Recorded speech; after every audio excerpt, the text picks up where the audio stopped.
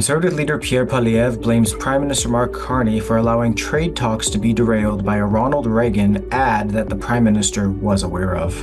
An investigative journalist is raising alarm bells about foreign interference, highlighting Carney's private sector ties to the Chinese government. Crime statistics show that crime in Canada's capital city has spiked by nearly 2/3 since the Liberals took office.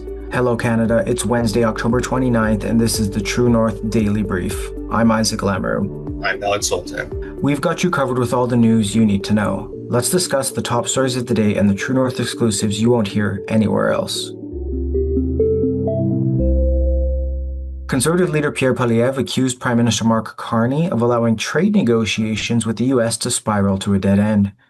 Speaking to reporters Tuesday, Poilievre said Carney failed to swiftly defuse the diplomatic spat triggered by Premier Doug Ford's US television ads misquoting a radio address by former Republican President Ronald Reagan. The ads, which began airing last week, prompted a fiery response from US President Donald Trump and an abrupt halt to trade talks between the two countries. Mark Carney approved the ad, and then he claimed, after the ad started running, that the ad was the reason why no deal happened.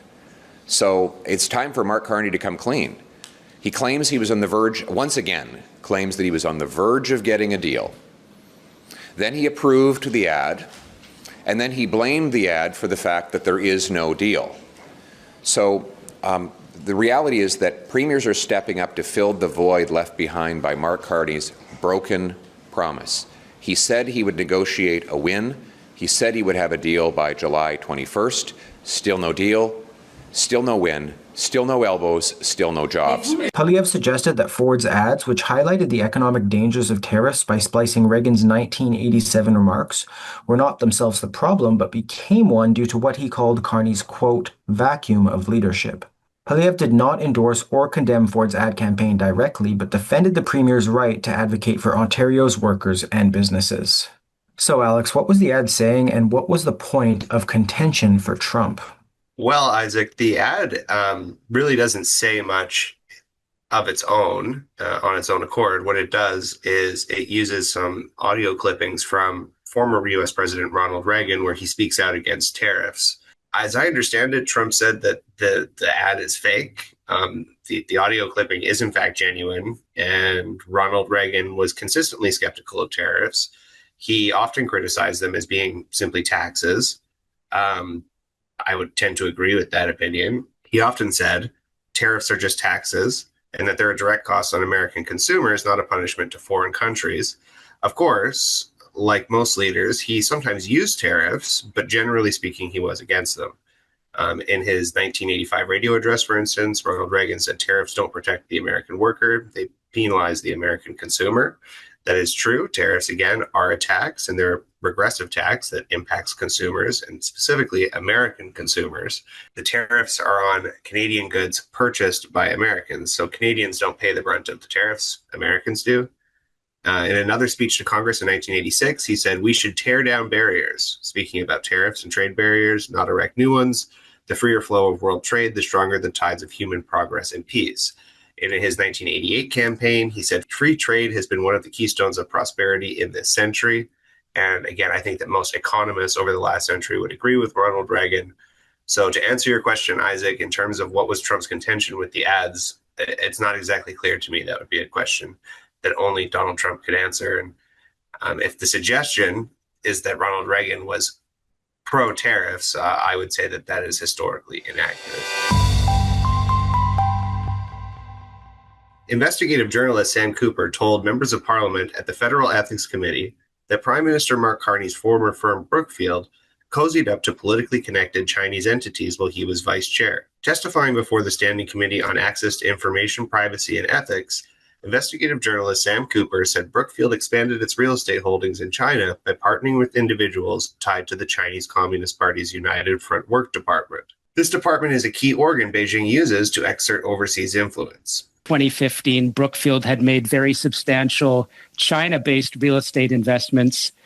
And due to my knowledge of Beijing's United Front networks, I noted that one of the key Hong Kong investors connected to the projects in which Brookfield was investing was part of China's political consultative conference.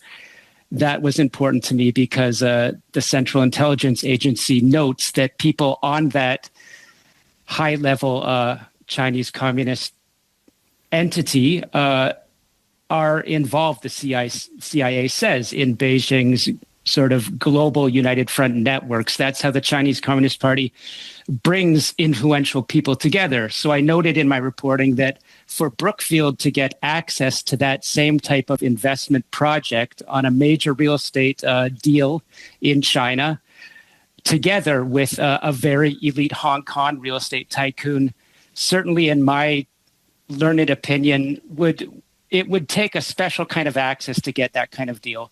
Cooper added that some of Brookfield's Chinese partnerships were supported by the state-owned Bank of China and involved real estate developments with direct political ties. While not accusing Carney personally of any wrongdoing, Cooper added that some of Brookfield's Chinese partnerships were supported by the state-owned Bank of China and involved real estate developments with direct political ties. While not accusing Carney personally of any wrongdoing, Cooper highlighted the firm's increasing involvement with entities close to the Chinese state under Mark Carney's leadership. Conservative MP Michael Barrett questioned Cooper on whether Carney's current role as Prime Minister warranted closer scrutiny given these previous business ties. Cooper responded by referencing a, quote, controversial 2023 meeting between Carney and representatives of the Jiangsu Chamber of Commerce in Toronto, describing its link to Chinese influence networks. Cooper said, quote, there's controversy about what really happened in that meeting. There have been denials, but the optics are concerning, end quote. So, Isaac, what are some of the connections True North dug up during the election with Carney's Liberals and the communist-run Chinese government during the most previous election cycle? Yeah, Alex. So during the federal election, True North uncovered a pattern of concerning links between Mark Carney's Liberals and Beijing-aligned networks,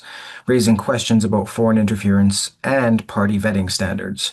For example, in late March, Liberal MP Paul Chang, then running for re-election in Markham Unionville, was accused of telling a Chinese-language media outlet that Conservative candidate Zhou Tai, a Hong Kong dissident, could be delivered to the Chinese consulate to claim a $1 million bounty. The RCMP confirmed it was investigating the remarks, and Chang later stepped down following intense backlash from national security experts and human rights advocates who called the comments a chilling echo of CCP intimidation tactics. The controversy deepened when Mark Carney refused to remove Chang from the campaign until after the investigation became public. And when reports surfaced that Beijing-linked media outlets like Ming Pao and Tsingtao had promoted Chang and other Liberal figures during the campaign. Chang's replacement, former Toronto Police Deputy Chief Peter Yuen, quickly drew scrutiny as well. Yuen had been filmed singing My Chinese Heart, which is a patriotic communist anthem often used to promote Chinese nationalism while he was in uniform, and he was later found to have served on the board of NOIC Academy,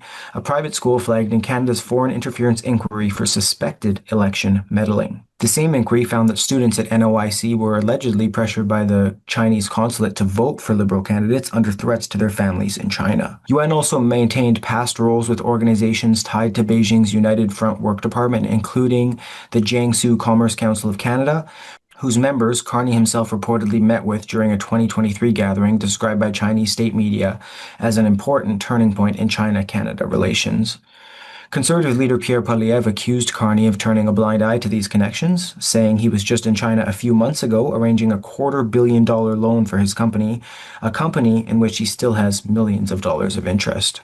True North also reported that Chinese state-affiliated WeChat platforms were actively promoting Carney's leadership campaign to diaspora voters, a move that the Security and Intelligence Threats to Elections Task Force flagged as a foreign influence operation. Despite this, Carney declined to condemn the interference, claiming he had no idea why Beijing would support him.